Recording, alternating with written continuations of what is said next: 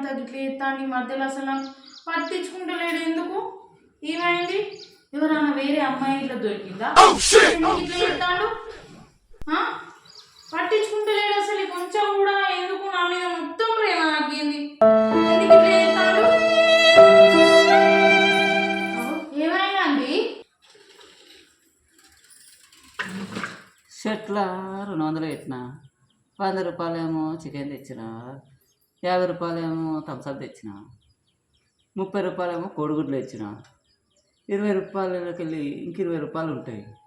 20 రూపాయలకి వెళ్ళి 10 రూపాయలేమో బుడ్డోనికి biscuit packet తెచ్చిన, ఇంకా 10 రూపాయలు జేబులు ఉండే.